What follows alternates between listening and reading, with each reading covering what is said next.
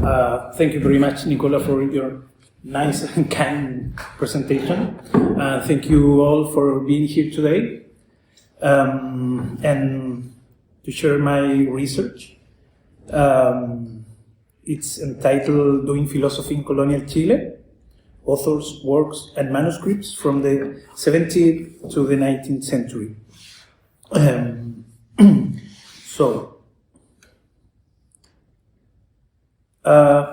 I would like to begin by geographically locating the scenario that I will present today. With regard to this, it's very important to consider the distance between Lima, the capital of the Viceroyalty of Peru, and Santiago de Chile, here, which is the city where the handwritten documentation that we will review originated. The distance of 3,000 kilometers was difficult to cover in the 18th century. We must consider both the Andes mountain and the Atacama Desert. The arrival of books was very much conditioned, but by Santiago being such a remote location. I would like to add to this point some general background. Thank you. Lima on the right side, Lima is in the north and Santiago is in the south. So I would like to add to this point some general background. It was not until 1810 that the printing press system came to Chile. Yesterday. In fact, 2 years later, the first journal, the Aurora de Chile, appears in 1812. Due to the lack of books, the philosophical lessons given in educational institutions were recorded in the form of manuscripts. Unfortunately, there are no studies on this particular area. This means that there is a gap in the recorded history of philosophy in Chile. This is the reason why the recovery and study of philosophical manuscripts is so important. It is in this context that the exumbrainsolemupla project arose, the progress of which I will now share. Later I will show you our blog where you can check all the material that you can see today. Returning to the manuscripts, it's important to indicate that in many of them, in the manuscript, we find the explanation of the philosophical doctrines many times through the verbatim copy of passages from printed books. For example, in this slide, we see the copy that the Italian Jesuit Niccolao Contucci took to Chile. This manuscript records the Aristotelica Peripatetica Philosophia taught by the teacher Domenico Turano at the Roman College from 1711 to 1714.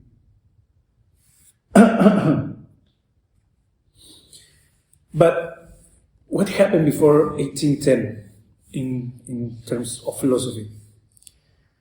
Regarding the record of philosophical activity, I would like to recall that the first two American universities were both founded in the same year, in 1551, the Real y Pontificia Universidad de México and the Universidad Nacional Mayor de San Marcos in Peru. As far as Chile is concerned, the first university was founded in the 17th century. Indeed, the Universidad Pontificia de Santo Tomás de Aquino was founded in 1622 by the Dominican order. 3 years later, the Jesuit Colegio Máximo San Miguel, or Universidad Pontificia Colegio Máximo de San Miguel, was founded. 5 decades later, in 1681, the Colegio San Diego de Alcalá was founded by the Franciscan order, and already in the 18th century, the Real Universidad de San Felipe, and later in 1778, the Real Convictorio Carolino. Fortunately, we have philosophical documentations from several of these educational institutions, for we preserve philosophical manuscripts from at least 4 educational institutions in which the discipline was taught during the colonial era.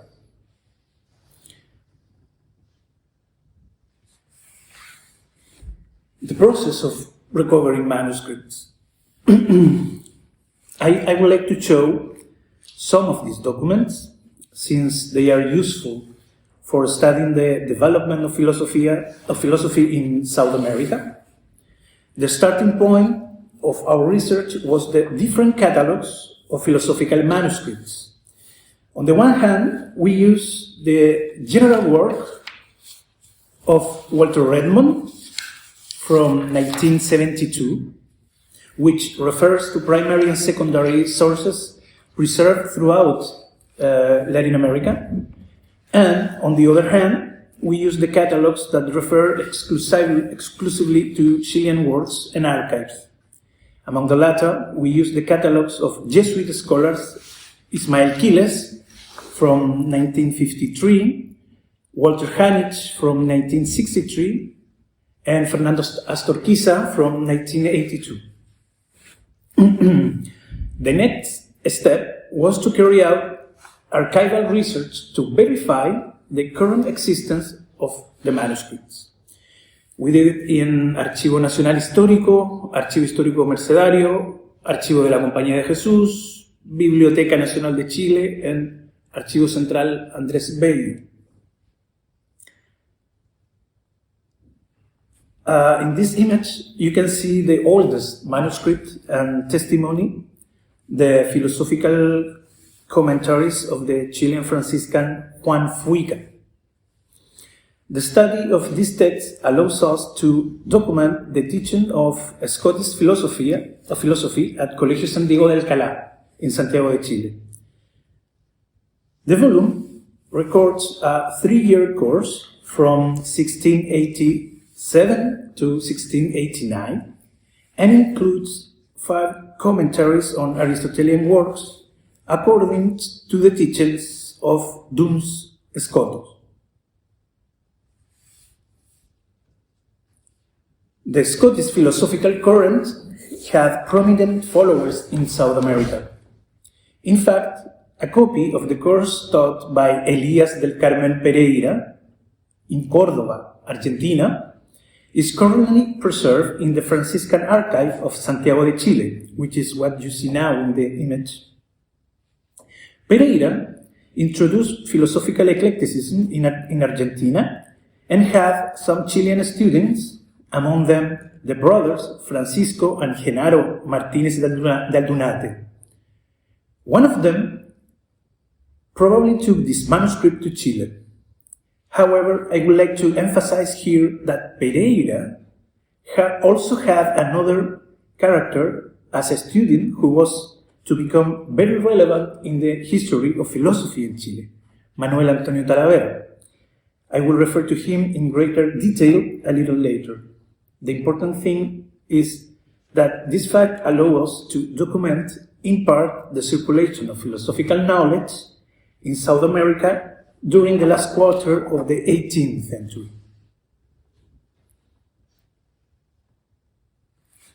That is from Córdoba in Argentina through the Andes and to Santiago de Chile. Another important achievement that we have reached with this research is the documentation of philosophical teachings during the 18th century in the Colegio Máximo San Miguel of the Society of Jesus.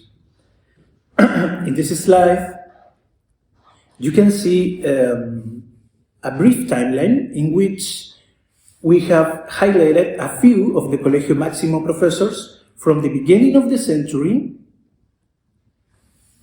And up to 1764, that is until a little before the expulsion of the company.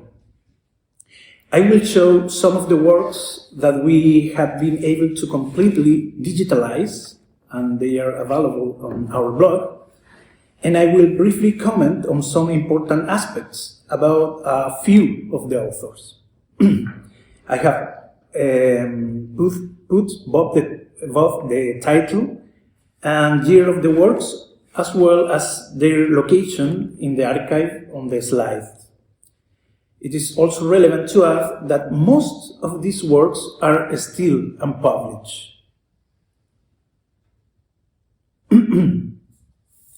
This first manuscript from Colegio Máximo San Miguel records the teachings of Manuel Ovalle in the college between 1705 and 1707, and includes sections on logic, physics, and metaphysics.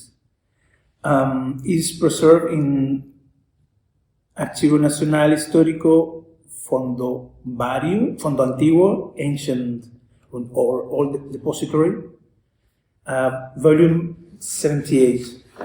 By the way, Manuel was the nephew of the famous Jesuit historian and chronicler Alonso de Ovalle from the 17th century.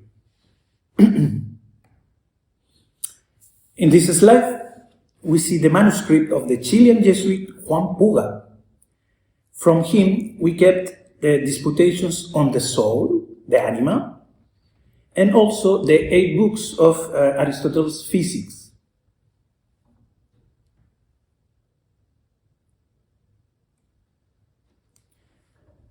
There are also some anonymous works, of which we have not yet been able to identify their author. What we know is that the one we see in this image by a Jesuit author and includes disputes over different works by Aristotle. In this case, on the Metaphysica, the Anima, and the Generation and Corruption from 1750.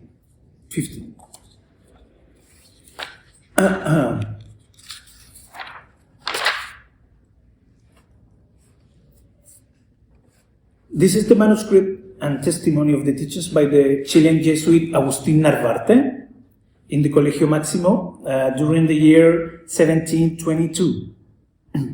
This work includes disputes about all Metaphysica, Universum Metaphysica, and metaphysics, and also the Anima, on the soul of Aristotle also. It's preserved in the Sala Medina in the National Library. Another teacher whose manuscripts are preserved is the Spanish Jesuit Juan Soro. In fact, his disputations to Aristotelian physics are preserved in the Archivo Nacional Histórico. It is worth mentioning that we have identified his authorship of a prior anonymous volume, which is the manuscript you can see in this image. 77 is a copy from 89.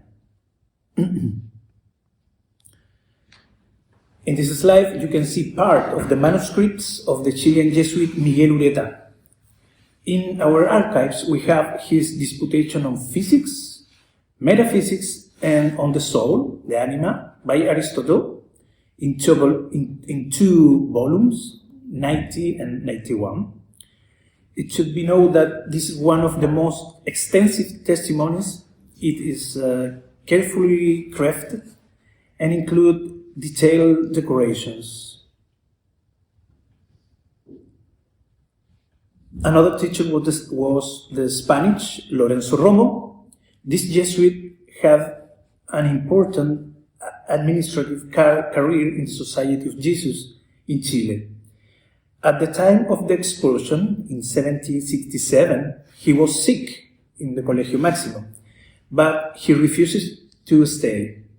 He died during the trip home on the high seas. 2 of his manuscript cores are preserved, which give testimony to his teaching activity. Logics kept in the Jesuit archive, and Física contra atomistas in the historical archive of La Merced.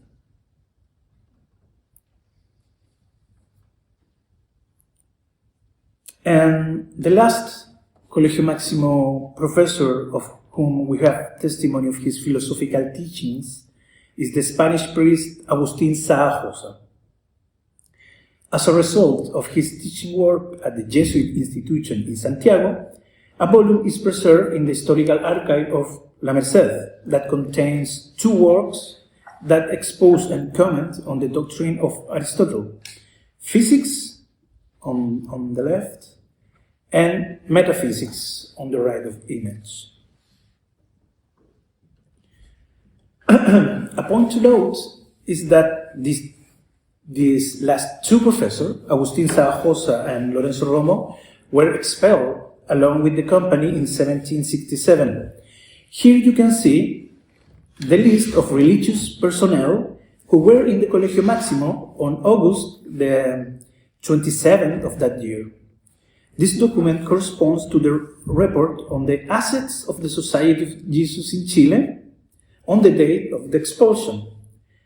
I would like to highlight that with this type of administrative documentation can help complement research and documentation with regard to philosophy professor.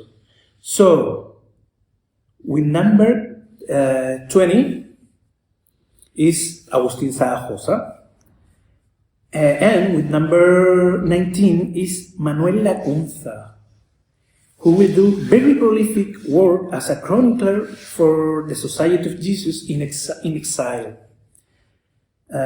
In fact, he died in Imola, in Italy, in 1801. The list also includes the details of the Colegio Máximo San Miguel students. As you can say, escolares here.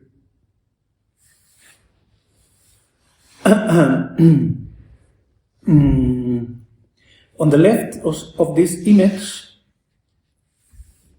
with the number 39, we find Juan Ignacio Molina, also known as Abate Molina, who was a prominent naturalist, geographer, and chronicler of the Jesuit order. And on the right side, with the number 84, you can see the name of Lorenzo Romo, who was in the Colegio Máximo infirmary on the eve of expulsion. As I said before, we have tried to enrich our research of the development of philosophy with other types of handwritten documents, other than the philosophical manuscripts. In this image, you can see the inventory of books in the Colegio Máximo library on the day the company was expelled from the American territories. This document indicates that 45 boxes with books were found. Unfortunately, the information provided is minimal, since it only indicates the title and number of copies of each book in the library, as you can see here. Just the name and the number of copies. However, the list is equally valuable as it allows us to form an idea of the philosophical material available for study in this period. Another important point is from the late 18th century, a couple of manuscripts have survived that can document the philosophical teachings at the Real Convictorio Carolino, RCC, Real Convictorio Carolino. In this slide, you can see the ethics of Manuel Antonio Talavera. He is a very important author for the development of philosophy in Chile. Talavera was a Paraguayan who received a doctorate in theology from the University of Córdoba in Argentina. According to documentation we handled, he was probably a student of Elías del Carmen Pereira, to whom we have referred before. Talavera introduced philosophical eclecticism in Chile. In this slide, we can see his Institutiones Physicae, in which he proposed a syncretism between scholasticism and the new science.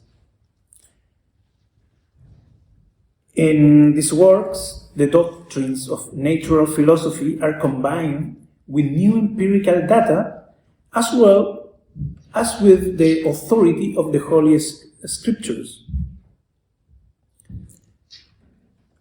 Through its study, one can see how aspects of both modernity and scholasticism coexisted in the teachings of the discipline in the latter part of the colonial era. In this slide, we can see a sample of the scientific philosophical sources used by Talavera.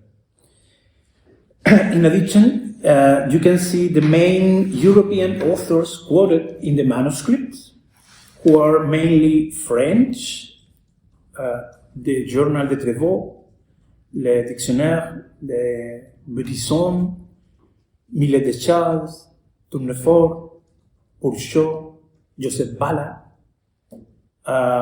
There are other German, like Mayer, Hauser, Italian, Sanchi, Fortunato de Brescia, and Spanish, like Tomás Vicente Tosca, Benito Jerónimo Feijó. And in this other slide, you can see some of the study topics in the Institutiones Physicae, together with the authors on which Talavera bases his explanations.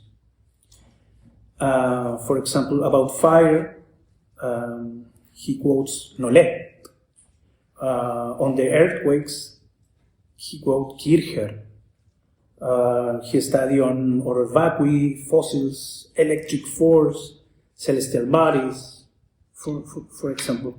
I mention this here because perhaps one of them may be of interest to you, these European authors who were known in Latin America at that time. In short, Manuel Antonio Talavera, like most of the professors of the late 18th century, is a type of intellectual who is faithful to the cardinal principles of the philosophy of the Church and, through eclecticism, welcomed and taught as much of modernity as was compatible with the dogmas of Catholicism. To illustrate this, I would like to show a short passage from the epilogue on the Institutiones Physicae. Is this passage. He wrote, "However, I beg you, I earnestly ask you, dear disciple, that with the Christian charity of your heart, you have recognized all the errors of my ignorance and blindness, and I submit all this to be correct by the censorship of the Holy Roman Church. But use the things that I have written, said, proven, or demonstrate in the true philosophy, so that they are delivered to you. Defend these things with all your strength from the slanderers, like the most perfect lovers of the truth. And for all this, we give infinite thanks to God." This is, and here ends the manuscripts. Another Real Convictorio Carolino professor was the priest José Francisco Chauren, the Chilean priest, from whom we preserve the Philosophia Eclectica.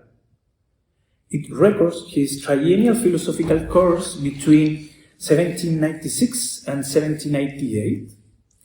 Chauren was chancellor of the Real Convictorio Carolino and will later play an important role in the formation of the Instituto Nacional, the predecessor institution of the current Universidad de Chile.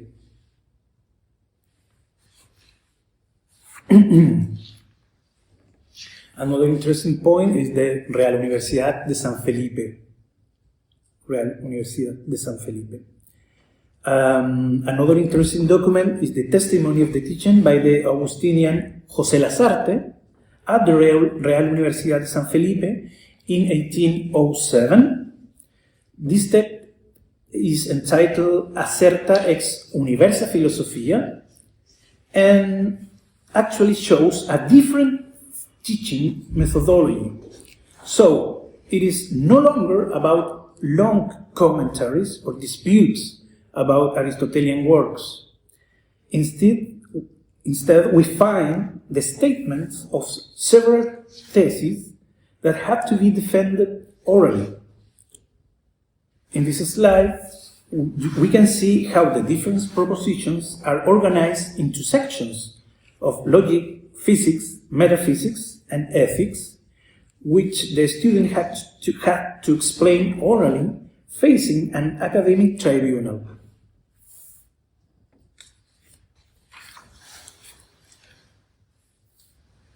Finally, I would like to refer briefly to some issues that occur at the end of the 18th century and that are related to the censorship of certain philosophical books by the Inquisition. In this slide, you can see the account of the persecution and conviction process carried out against Manuel de Salas. The titles of the censored work are those that appear below with the green arrow. It was art that, because they contain ideas that were enlightened or not strictly related to Catholicism, they were confiscated by the Inquisition. La philosophie du bon sens, for example. And this other slide are the details of the book that Salas, you can see some of the titles of the remaining works that were not confiscated by the Inquisition. And here is the list, the details of the books that Salas sold to the state of Chile in 1832, and that with the passing of time gave rise to the collection of the National Library of Chile.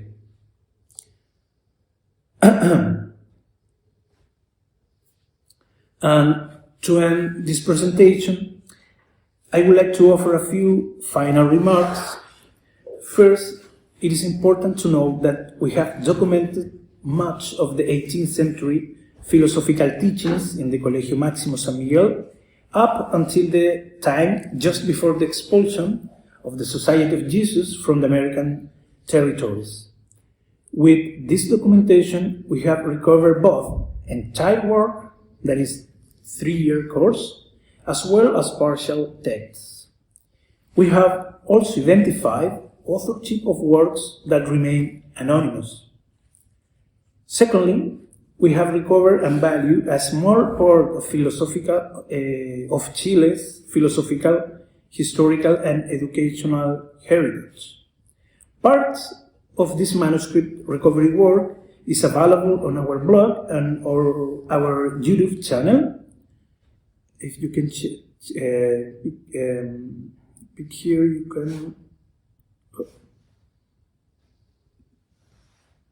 you can see it.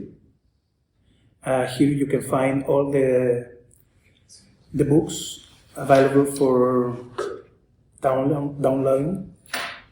There are much more than I talked before.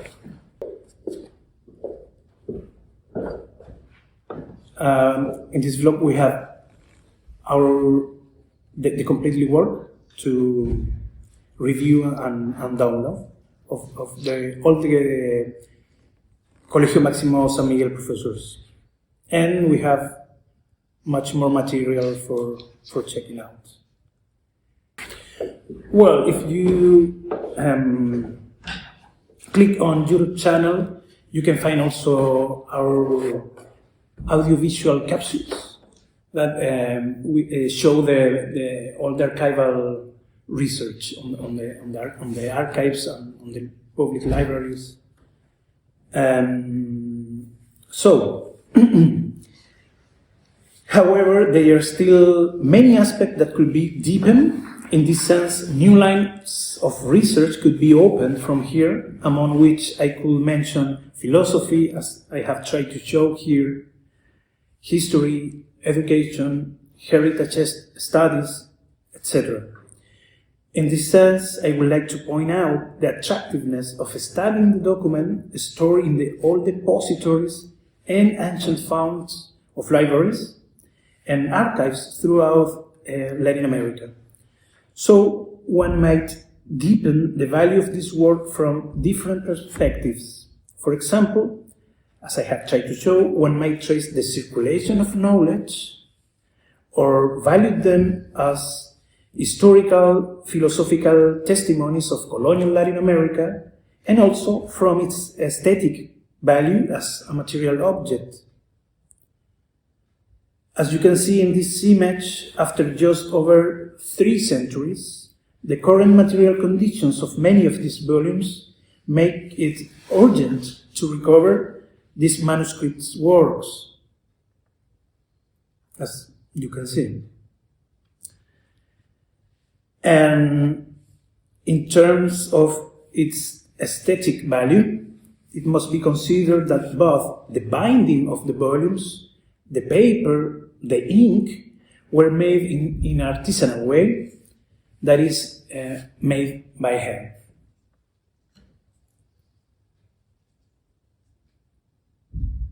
And this is all. Many thanks for your attention.